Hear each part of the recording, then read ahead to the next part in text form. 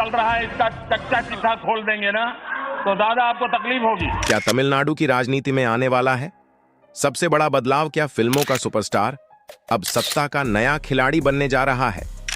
हजारों लोगों की भीड़, गूंजते हुए नारे और मंच से दिया गया एक ऐसा बयान जिसने पूरी राजनीति में हलचल मचा दी। आखिर विजय की इस रैली में ऐसा क्या हुआ कि अब हर पार्टी सतर्क हो गई है? और क्या सच में विजय तमिलनाडु के अगले बड़े नेता बन सकते हैं? दोस्तों, मदुराई की सड़कों पर उस दिन एक अलग ही माहौल देखने को मिल रहा था। चारों तरफ लोगों की भारी भीड़ उमड़ी हुई थी। किसी के हाथ में झंडे थे तो किसी के हाथ में पोस्टर, और हर तरफ सिर्फ एक ही नाम गूंज रहा था, विजय। सुबह होते ही दूर दूर के गांवों और शहरों से लोग वहां पहुंचने लगे थे।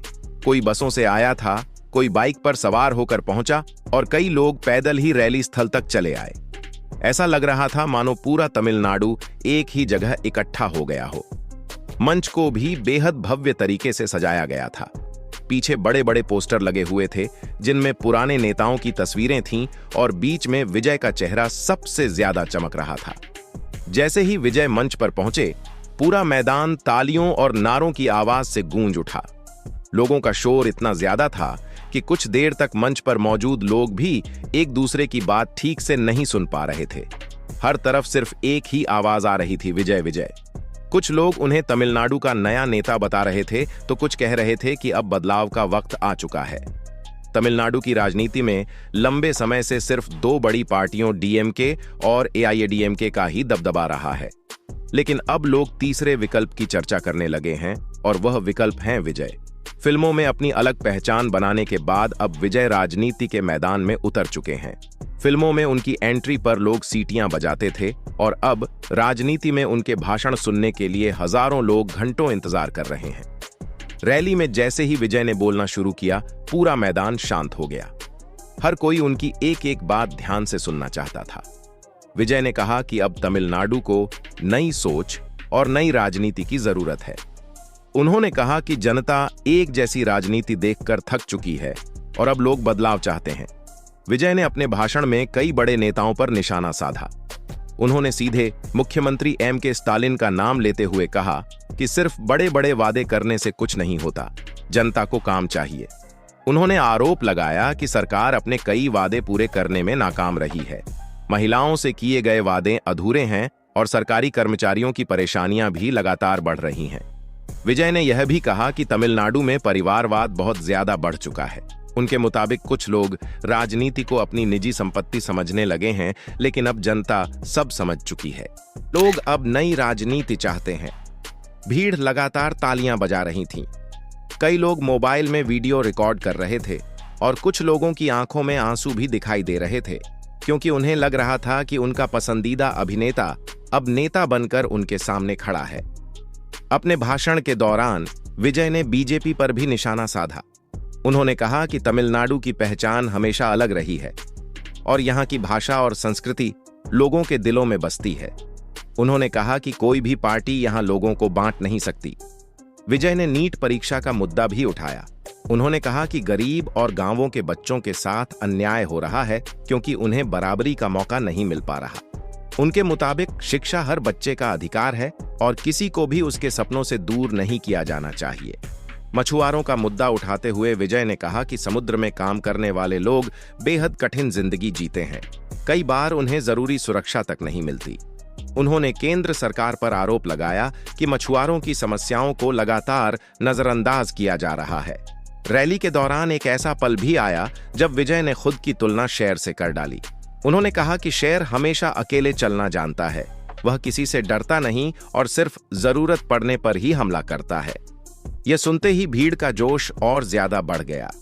लोगों को उनकी यह बात काफी पसंद आई, क्योंकि विजय खुद को एक मजबूत और बेखौफ नेता के रूप में पेश कर रहे थे। उन्होंने साफ तौर पर कहा कि उनकी पार्टी किसी भी बड़ी पार्टी के साथ गठबंधन नहीं करेगी, न बीजेपी के साथ और न ही डीएमके के साथ। विजय ने कहा कि उनकी पार्टी सिर्फ जनता के लिए काम करेगी। उन्होंने यह भी कहा कि टीवी के ऐसी पार्टी नहीं बनेगी जो पर्दे के पीछे समझौते करे। उनके मुताबिक राजनीति साफ, ईमानदार और पारदर्शी होनी चाहिए। रैली में मौजूद कई युवाओं का कहना था कि उन्हें पहली बार कोई ऐसा नेता दिखाई दे रहा है जो खुलकर अपनी बात रख रहा है। कई लड़कियों ने कहा कि विजय हमेशा महिलाओं का सम्मान करते हैं और यही वजह है कि वे उन्हें इतना पसंद करती हैं। तमिलनाडु की राजनीति में फिल्म सितारों का राजनीति में आना कोई नई बात नहीं है। इससे पहले एमजीआर ने राजनीति में बड़ा नाम कमाया था और जयललिता भी फिल्मों से राजनीति में आई थीं। हालांकि हर अभिनेता राजनीति में सफल नहीं हो पाया। रजनीकांत ने राजनीति में आने की कोशिश की थी और कमल हासन ने भी अपनी पार्टी बनाई थी, लेकिन दोनों को वैसी सफलता नहीं मिली जिसकी उम्मीद की जा रही थी। अब हर किसी की नजर विजय पर टिकी हुई थी। राजनीतिक विशेषज्ञों का मानना था कि विजय के पास जबरदस्त फैन फॉलोइंग है, खासकर युवा उन्हें बेहद पसंद करते हैं। लेकिन राजनीति सिर्फ लोकप्रियता के सहारे नहीं चलती। इसके लिए मजबूत संगठन, जमीन पर मेहनत और लोगों के बीच लगातार मौजूद रहना भी जरूरी होता है। विजय ने अपनी पार्टी के लिए बड़ा लक्ष्य रखा। उन्होंने घोषणा की कि 2026 के चुनाव में उनकी पार्टी तमिलनाडु की सभी 234 सीटों पर चुनाव लड़ेगी। यह सुनते ही समर्थकों में खुशी की लहर दौड़ गई। विजय ने कहा कि आने वाले समय में पार्टी को गांव-गांव तक पहुंचाया जाएगा, हर जिले में कार्यकर्ता तैयार किए जाएंगे और लोगों को पार्टी की सोच समझाई जाएगी। रैली खत्म होने के बाद भी लोग वहां से जाने को तैयार नहीं थे। हर कोई विजय की एक झलक पाने की कोशिश कर रहा था। कुछ लोग मंच के करीब पहुंचना चाहते थे, जबकि पुलिस और सुरक्षाकर्मी भीड़ संभालने में लगे हुए थे। सोशल मीडिया पर भी रैली की तस्वीरें और वीडियो तेजी से वायरल होने लगे। कुछ लोग कह रहे थे कि विजय तमिलनाडु की राजनीति बदल सकते हैं, जबकि कुछ इसे सिर्फ फिल्मी स्टारडम बता रहे थे। लेकिन इतना तय था कि विजय ने राजनीति में हलचल जरूर मचा दी थी। दूसरी राजनीतिक पार्टियां भी विजय को गंभीरता से लेने लगी थीं। डीएमके के कई नेताओं ने उनके भाषणों पर प्रतिक्रिया देना शुरू कर दिया था। कुछ नेताओं का कहना था कि राजनीति फिल्मों जितनी आसान नहीं होती, वहीं बीजेपी नेताओं ने भी उनके बयानों पर निशाना साधा। हालांकि इन आलोचनाओं का विजय के समर्थकों पर ज्यादा असर नहीं पड़ा। उन्हें लगने लगा था कि उनका नेता अब पूरी तरह राजनीति के मैदान में उतर चुका है। लोगों के मन में सबसे बड़ा सवाल यही था कि क्या विजय सच में तमिलनाडु के अगले बड़े नेता बन पाएंगे? क्या उनकी लोकप्रियता वोटों में बदल पाएगी और क्या जनता उन्हें सिर्फ अभिनेता नहीं बल्कि एक मजबूत नेता के रूप में भी स्वीकार करेगी? इन सवालों का जवाब तो आने वाला समय ही देगा। लेकिन फिलहाल इतना साफ हो चुका था कि विजय ने अपनी राजनीतिक शुरुआत बेहद दमदार तरीके से की है। उनकी रैली ने दिखा दिया कि बड़ी संख्या में लोग उनके साथ खड़े हैं। हालांकि राजनीति में सिर्फ भीड़ जुटा लेना ही काफी नहीं होता। कई बार लोग रैलियों में पहुंचते हैं लेकिन वोट किसी और को दे देते हैं। यही वजह है कि राजनीतिक जानकार अभी भी इंतजार करने की सलाह दे रहे हैं। इसके बावजूद विजय की शुरुआत ने सभी को चौंका दिया है। उनकी रैली में उमड़ी भीड़ ने बाकी राजनीतिक दलों की चिंता बढ़ा दी है। अपने भाषण में विजय ने कहा कि वे सिर्फ चुनाव जीतने के लिए राजनीति में नहीं आए हैं, बल्कि तमिलनाडु को नई दिशा देना चाहते हैं। उन्होंने राज्य की संस्कृति और पहचान को बचाने की बात कही और युवाओं से राजनीति में सक्रिय रूप से हिस्सा लेने की अपील की। विजय ने कहा कि केवल सोशल मीडिया पर गुस्सा जाहिर करने से बदलाव नहीं आएगा। बदलाव के लिए मैदान में उतरना जरूरी है। उनकी यह बात युवाओं को काफी पसंद आई। रैली खत्म होने के बाद हजारों लोग उनकी पार्टी से जुड़ने की बात करने लगे। कुछ लोगों का मानना था कि विजय को राजनीति में जल्दबाजी नहीं करनी चाहिए और धीरे धीरे अपनी पकड़ मजबूत करनी चाहिए, क्योंकि राजनीति में अनुभव भी जरूरी होता है। वहीं समर्थकों का कहना था कि जनता अब नए चेहरे चाहती है और पुराने नेताओं से ऊब चुकी है, इसलिए विजय के पास बड़ा मौका है। रैली में पहुंचे कई कॉलेज छात्रों ने कहा कि उन्हें विजय में ईमानदारी दिखाई देती है। उनका मानना था कि विजय फिल्मों में भी हमेशा गरीबों और आम लोगों की आवाज उठाते रहे हैं और अब राजनीति में भी वही करने की कोशिश कर रहे हैं। रैली खत्म होने के बाद भी सड़कों पर जश्न का माहौल बना रहा। ढोल बज रहे थे, आतिशबाजी हो रही थी और लोग नाचते गाते दिखाई दे रहे थे।